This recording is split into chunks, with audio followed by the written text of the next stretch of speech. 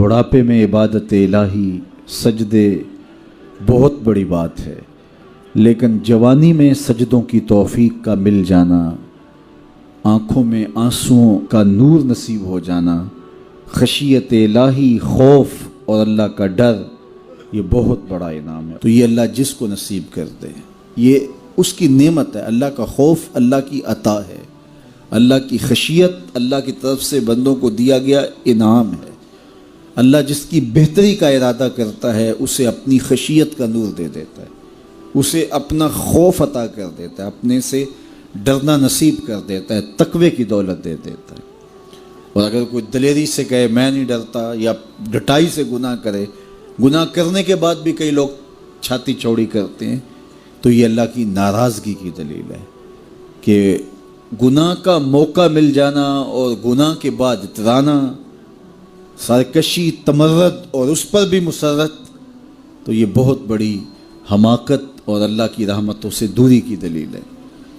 اور نیکی کی توفیق کا میسر آنا اور گناہوں سے بچ جانا اور اللہ کی خشیت، اللہ کا خوف سینے میں موجود رہنا، اور اگر کبھی گناہ سرزد ہو جائے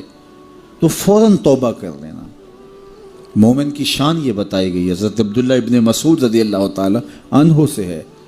کہ جب مومن گناہ کر بیٹھتا ہے تو وہ یوں محسوس کرتا ہے کہ پہاڑ تلے آ گیا، اس کے اوپر یوں ایک بوجھ لگتا ہے، جلدی جلدی تلافی کرتا ہے، توبہ کرتا ہے، رجوع اللہ کرتا ہے تاکہ مجھے معافی مل جائے۔ اور منافق کی مثال یہ ہے، گناہ کرنے کے بعد یوں محسوس کرتا ہے بدن پہ مکھی بیٹھی تھی، ہلکے اشارے سے اڑا دی۔ اور دن میں کتنی مرتبہ مکھیاں اڑاتا ہے ایک آدمی، سویر سے شام تک، شام کو سے شمار اور یاد بھی نہیں ہوتا کہ کتنی مرتبہ یہ عمل میں نے کیا ہے۔ تو میں اور آپ اپنے آپ کو دیکھ سکتے ہیں، یہاں بیٹھے اپنے ضمیر میں اتر کے جھانک سکتے ہیں کہ ہم کھڑے کہاں ہیں۔ ہم سے کبھی کوئی گناہ سرزد ہو جائے تو کیا ہماری یہ کیفیت ہوتی ہے کہ ہمیں یوں لگے کہ جس طرح پہاڑ تلے آ گئے ہیں، یا ایسے کہ ہم سے گناہ ہو جائے تو ہم یوں محسوس کرتے ہیں کہ کچھ بھی نہیں ہوا، جس طرح ہلکے اشارے سے مکھی اڑا دی، بس ایسے ہوتا ہے؟ میں اور آپ اپنے آپ کو اپنے ضمیر کی عدالت میں کھڑا کر کے دیکھ سکتے ہیں کہ ہم کھڑے کہاں ہیں۔ کہیں منافقانہ روش ہمارے طرز زندگی میں تو نہیں، یا کہ وہ مومنانہ شان ہے کہ گناہ کے بعد پہاڑ تلے آ جانے کی کیفیت محسوس کرتے ہیں اور جلدی جلدی تلافی کرنے کی کوشش کرتے ہیں، بے چین ہوتے ہیں، آنکھوں سے آنسو نہیں تھمتے اور رجوع اللہ کرتے ہیں، طبیعت میں ایک ہیجان، بے تابی اور پچھتاوے کی سی کیفیت ہوتی ہے، ہم سے یہ ہو کیا گیا، ہمارا رب ناراض ہو گیا۔ تو میں اور آپ اپنا اندازہ کریں اور دیکھیں کہ ہم کھڑے کہاں ہیں۔ تو اللہ جل شانہ ہمیں اس کی توفیق عطا فرمائے۔ اللہ نے ہر انسان کے ساتھ ایک محافظ فرشتہ پیدا کیا ہے، اور اگر وہ محافظ فرشتہ انسان کے ساتھ نہ ہو، شیاطین انسان کو ویسے مار ڈالیں، انسان کو قتل کر ڈالیں، اگر اللہ نے حفاظت کے لیے فرشتہ معمور نہ کیا ہو۔ یہ انسان کے دشمن ہیں، اور انسان کو شیاطین راہ مستقیم سے ہٹانے کے لیے دن رات کوشاں ہیں۔ پھر یہ اتنا مکار دشمن ہے، ہر ایک کو ایک لاٹھی سے نہیں ہانکتا، اسے پتہ ہے کہ کس کو کیسے بھٹکانا ہے۔ ایک شب زندہ دار جس کو سحری کے وقت اٹھ کے آنسو بہانے کا لطف ملتا ہے، اب شیطان اس کو کہے کہ سحری کے وقت اٹھا نہ کر، تو وہ شب زندہ دار جب اس کے آنسو مسلح میں جذب ہوتے ہیں اور وہ اترتے ہوئے آنکھوں سے آنسو اتنی لذت اسے دیتے ہیں کہ دنیا ما فیہا کی لذتیں ایک طرف اور یاد خدا میں رونا ایک طرف۔ اب شیطان کسی کو کہے کہ سحری کے وقت اٹھا نہ کر، تو کوئی شیطان کی یہ بات تھوڑی مانے گا۔ تو شیطان اسے یہ کہتا بھی نہیں ہے، اسے کہتا نہیں اٹھا کر، لیکن صبح بتا دیا کر کے میں تہجد گزار ہوں، اسے ریا میں مبتلا کرے گا۔ ایک شخص جس کی طبع میں فیاضی گندی ہوئی ہے، اب شیطان اس کو کہے کہ تو سخاوت نہ کیا کر، بخل کا درس دے، تو طبعاً جو سخی شخص ہے، جس کی فطرت کے اندر فیاضی ہے، تو وہ شیطان کی اس بات کو تو نہیں مانے گا۔ شیطان اسے یہ کہتا بھی نہیں کہ تو بخل کر، اسے فضول خرچی کی طرف لگا دے گا، اسے ان کاموں میں خرچ کرنے کی ترغیب دے گا جس کا اس کو اور معاشرے کو کوئی فائدہ نہیں ہوگا۔ اس لیے شیطان رخ بدلتا ہے۔ ایک شاعر جس کی طبع کے اندر لطافت ہے، نرمی ہے، محبت ہے، اب شیطان اس کو کہے کہ فلاں کو قتل کر دے، تو شاعر تو شاخ سے پھول بھی نہیں توڑ سکتا، تو پھر وہ کسی کا سر کاٹ دے، یہ کیسے ممکن ہو سکتا ہے؟ شیطان ایک شاعر کو یہ کہتا بھی نہیں، اسے وہ شراب اور شباب کے پیچھے لگا دیتا ہے۔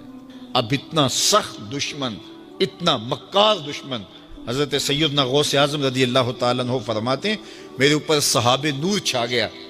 اور آواز آئی، عبد القادر تو نے اللہ کی اتنی عبادت کی ہے، اتنی ریاضت کی ہے کہ شریعت کا ہم تمہیں اب مکلف نہیں رہنے دیتے، اور اب تو نماز نہ پڑھے اور دیگر اعمال نہ کرے تو تجھے کوئی پکڑ نہیں، میں تیرے اوپر ایسے راضی ہو گیا ہوں۔ تو ایسے بادل سے آواز آئی، کہتے ہیں مان میرے دل میں خیال آیا کہ اگر عبادت کا مکلف نہ ہونا ہوتا تو امام الانبیاء صلی اللہ علیہ وسلم سے بڑھ کر کون اللہ کا مقرب تھا۔ حتیٰ تتورم قدماہ،